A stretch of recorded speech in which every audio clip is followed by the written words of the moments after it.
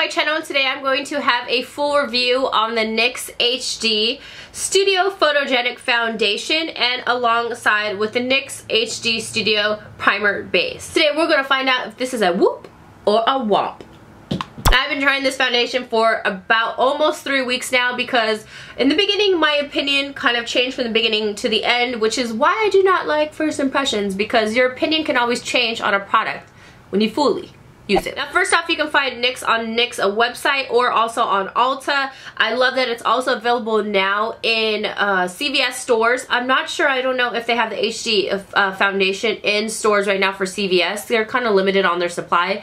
I don't think they have it though. This is a HD foundation that does not have any SPF in it, so there's not going to be any flashback girl or boy. So you don't have to worry about you being like a woo ghost in your pictures. This is the shade that I am wearing right now, and this is in the shade a natural beige. I wanted to show you also how thick the foundation is. It just has just enough slip to it. It's not too thick, not too thin, has a natural run to it. When you do place this foundation on your face using a sponge or a brush, it does not dry too fast, so it's really easy to blend and work with, which I love that. So as far as coverage, this foundation is definitely a medium to full coverage foundation. If you use it with your beauty blender, aka booty bender, which mine is very filthy, let's just ignore that, it will give you more medium coverage, and also I might add that it gives more of a more flawless finish and more natural. If you use your Kabuki, a flat top F80 from Sigma, or any type of flat top, it's going to give you more of a full coverage finish. It's still going to look really nice and flawless, but I will say that you're going to have to set that face. Yes. As far as primers go, I actually really enjoyed this NYX primer base. Usually when I get foundations, I'm not like really the biggest fan of NYX primers. The only one I really like is the Angel Veil, which is kind of equivalent to the Hourglass Mineral Veil. But this one is a white base, and when you rub it into your skin, it does blend in really nice, but make sure that you blend really well. It is going to leave a very slight white cast, especially if you're a brown biscuit like me. But I like the way it dries, because it dries kind of dry and tacky, so it's going to really just adhere that foundation. Also, if I sound a little bit lower in tone, it's because I'm a little congested.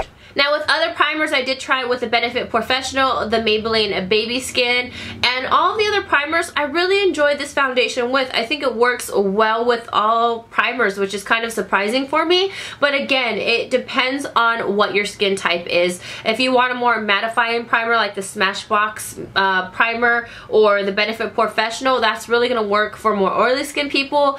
Just use your primer that you like. For if you have dry skin, use your primer if you have oily skin. That's basically how it goes. But if I really had to pick, I truly enjoyed this NYX one because, like I said, it has like this really nice tack to it, so it's just like set that foundation on and it'll stay all day and all night. Now for application, like I said, if you use your beauty blender, which is how I used it today, you get a more everyday finish, which is more of a medium coverage. I'm wearing the foundation today without it being set, and this is the way I really truly like the foundation for every day. You don't have to set it if you use a beauty blender, because it just gives you a really nice medium coverage where it's not too full. This is a foundation that's not too thin, but it still has some thickness to it. So if you do use your beauty blender, it's gonna really just blend it out really nicely, where you don't have to set it, because like I said, this is not set. I get oily in my T-zone. I have combination skin. I'm normal, round, and oily in my T-zone, and I really like the way it's set. When you use your flat top Kabuki or any type of flat top, you definitely want to set it, because this gives a more maximum full coverage of the foundation and brings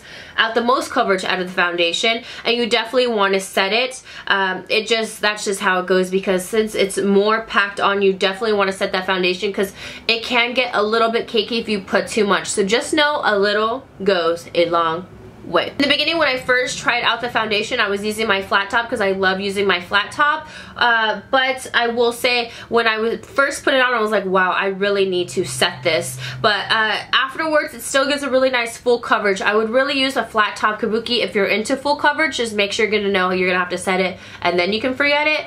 I would use it more for like nighttime things, or when I'm going out to an event or anything like that. But if you want something that's more of a medium coverage and something that feels really nice on the skin, just use a sponge. It doesn't feel too heavy on your skin, but know that it can feel a little bit heavy because it does have a little bit of thickness to it. I felt like I had a little bit of foundation on when I did did use my flat top, but I did put quite a bit of it on, so keep that in mind too. Today I am wearing it without it being set, and I only have a cream contour, very natural cream contour, and powder blush on top, and I really enjoy this foundation. Like I said in the beginning, I was just like, ooh, I definitely set this, but now that I use my beauty blender, I really truly enjoy it even more for more everyday use. If you're gonna use this foundation all the time, this is really geared towards more dry skin girls, but I have combination skin and I got oily within after 4 hours, I think, which is pretty decent. And if you're oily or anything, you're always gonna have blotting powder,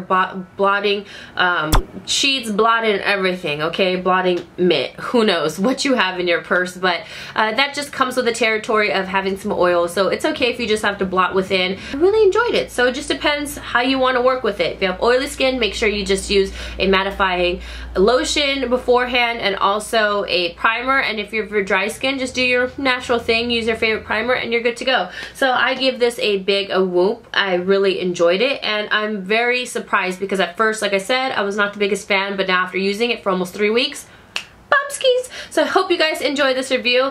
Again, I will link everything down below, and I will see you guys in my next video. Mwah!